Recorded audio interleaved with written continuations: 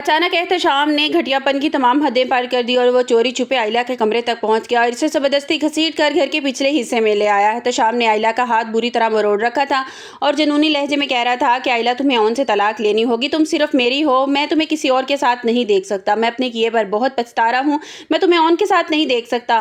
आयला दर्द से करा रही थी मगर उसकी आंखों में खौफ नहीं था बल्कि नफरत थी।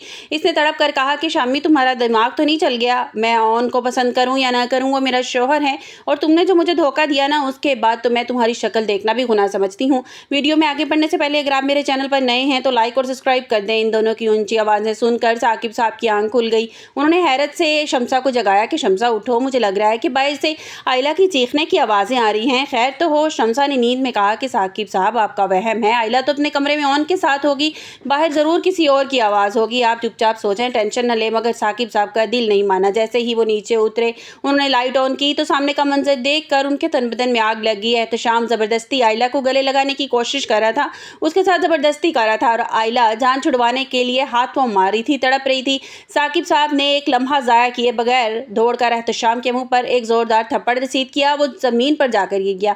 साकिब साहब गरज कर बोले कि तुम्हारी हिम्मत कैसे हुई मेरी बेटी को हाथ लगाने की, और इस घर की इज्जत के साथ तुम खेल रहे हो। ये शोर सुनकर ओन भी बाहर आ गया। आयला ने जैसे ही ओन को देखा, वो दौड़कर इसके गले लग गई और फूट फूट कर रोने लगी। आयला ने रोते हुए कहा कि ओन, मुझे माफ़ कर दो, इस शख्स ने मुझे मजबूर कर रहा था कि मैं तुमसे तलाक ले लूं। ओन ने आयला को खुद से लगाया और इसकी आंखों में वो गुस्सा था जो किसी को भी जला कर राख कर सकता था। आरफा बेगम रमला भी नीचे आ गई। आरफा ने अपने बेटे की हालत देखी तो साकिब साहब पर चिल्लाने लगी, साकिब साकिब, आपने मेरे बेटे पर हाथ क्यों उठाया? साकिब ने गर्जदार आवाज़ में जवाब दिया, अपने इस बगैर बेटे को संभाल कर रखो। आरफा, ये रात के अंधेरे में मेरी बेटी की इज्जत पर हाथ डाल रहा था। ओन ने आगे बढ़कर आरफा से कहा कि ममानी जान, मैं आपकी बहुत इज्जत करता हूँ, लेकिन आज आपके बेटे का ज़र्फ देख कर मुझे आपको ममानी कहते हुए भी शर्म आ रही है।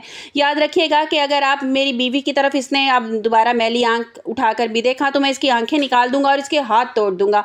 एहतशाम जख्मी हालत से बड़बड़ाता हुआ वहां से गया और उसके मुंह में यही लफ्ज़ थे कि मैंने इस शादी को बर्बाद ना किया ना तो मेरा नाम भी एहतशाम नहीं है। आयला ने ओन का हाथ थाम लिया और इसे माफ़ी मांगते हुए कहा कि ओन, मैं शायद तुमसे अभी मोहब्बत नहीं करती, लेकिन मैं तुम्हें अपना मुहाफिज और शोहर कबूल कर लिया है। ओन ने खामोशी से आयला का हाथ थामा और उसे यकीन दिलाया कि अब वो उसे नहीं छोड़ सकता।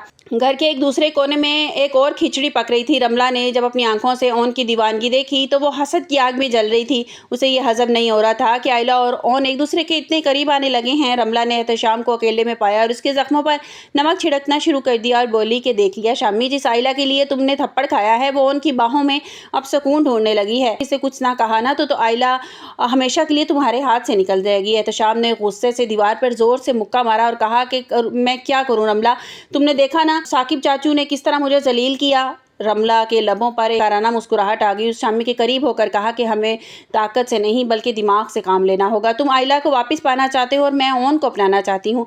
हम क्यों ना एक मुआहदा कर लें, मैं तुम्हें आयला तक पहुँचाने में मदद करूँगी और तुम मुझे ओन के करीब करोगे। हम दोनों के दरमियान ऐसी दरारें डालेंगे कि आयला खुद ही ओन से नफरत करने लगेगी।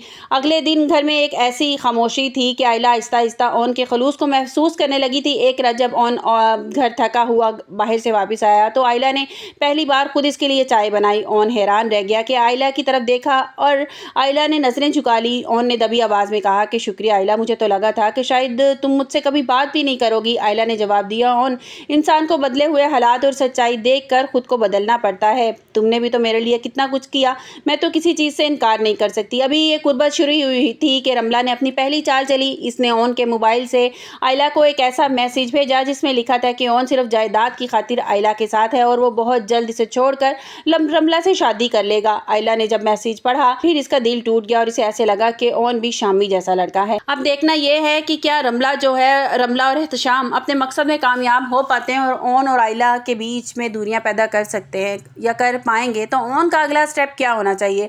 आप लोगों को क्या लगता है कि ड्रामे को इसी तरह इन्हें खींचते रहना चाहिए?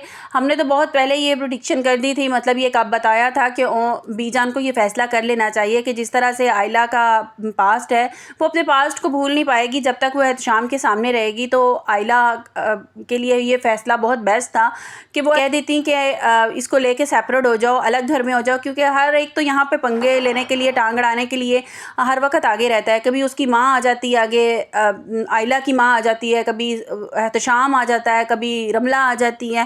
کوئی نہ کوئی جو ہے نا وہ اپنی ناک گھسیڑنے میں ہر وقت تیار رہتا ہے. تو ان دونوں کو ہو رہا ہے کہ ایک سیپریٹ گھر میں, تاکہ ان دونوں کو ایک دوسرے کے ساتھ ٹائم گزار سکیں اور یہ سیپریٹ ہو جائیں, اور ایک دوسرے کے ساتھ وقت جب گزاریں گے تو ایک دوسرے سے محبت انہیں ہو ہی جائے گی. تو آپ لوگوں کو کیا لگتا ہے کہ اس طرح سے کچھ ہونا چاہیے ڈرامے میں آگے؟ آپ کو میری ویڈیو کیسی لگی کمنٹس باکس میں اپنی قیمتی رائے کا اظہار ضرور کیجیے گا. ملتے ہیں ایک نئی ویڈیو کے ساتھ, اپنا بہت سا خیال رکھیے گا. اللہ حافظ.